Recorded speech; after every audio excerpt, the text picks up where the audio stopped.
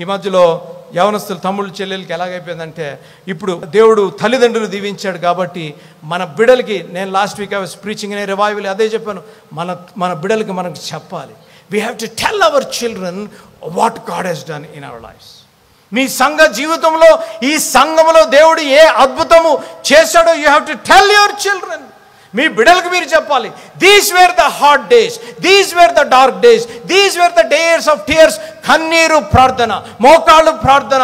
ఈ రీతిగా మేము కష్టపడ్డాం, ఈ రీతిగా మేము పస్తులున్నాం, ఈ రీతిగా మేము ఆరాధించేవారం, ఈ రీతిగా కష్టపడ్డాము కాబట్టి దేవుడు దీవించాడు అని చెప్పగలగాలి. అంతేగాని దేవుడు ఇంత మంచి మందిరం ఇచ్చాడు కాబట్టి వచ్చేసి ఆరాధించి వెళ్ళిపోతాం కాదు. ఇక్కడ చెప్తున్న మాట, just remember what God has done. అందుకనే 103వ కీర్తన 2 నుంచి 5వ వచనాలు కీర్తనకారుడు అంటున్నాడు, ప్రభువా నువ్వు చేసిన ఉపకారములలో నేను దేనిని ఒకటి కాదండి, జాగ్రత్తగా ఉన్నారు. బైబిల్ చదివేటప్పుడు I'm a student of the Bible చదివేటప్పుడు జాగ్రత్త చదవాలి.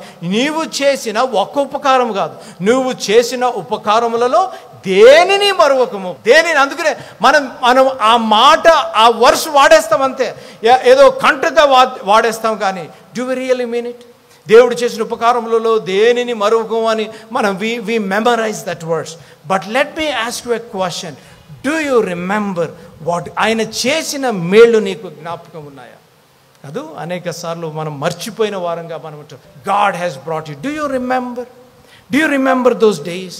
Do you remember? నువ్వు ఒక్కసారి జ్ఞాపకం చేసుకోగలుగుతావా those hard days, those difficult days? అసలు సంఘము కట్టబడుతుందో లేదో, ఎక్స్పాండ్ అవుతుందో లేదో, లేకపోతే ఇంతమంది పాస్టర్ షఫల్ అవుతున్నారు, ఏ రీతిగా సంఘం ముందుకు సాగుతుంది అని నువ్వు డౌట్ పడుతున్న దినాల్లో ఏ రీతిగా దేవుడు దీవించి, ఏ రీతిగా నువ్వు ప్రార్థించావేమో, ప్రభువా నా సంఘమును దీవించు నాయన, ఇది నా సంఘం ప్రభువా సంఘమును విస్తరించు ప్రభువా, సంఘమును దీవించు నాయన, సంఘానికి మంచి కాపరిని మంచి ప్రభువా, సంఘములో ప్రభువా డిపార్ట్మెంట్స్ ఇంక్రీజ్, మంచి క్వైర్ దయచేయి ప్రభువా, ఇంత మంచి క్వైర్, ఇంతమందిని మాకు దయచేసినందుకు నీకు వందనాలు ప్రభువా. ఎప్పుడన్నా వందనాలు చెల్లించారా? చెల్లించకపోతే God has sent me to tell you today. Listen to me my dear Chellamma, my dear తమ్ముడు, లిసన్ వెరీ కేర్ఫుల్లీ.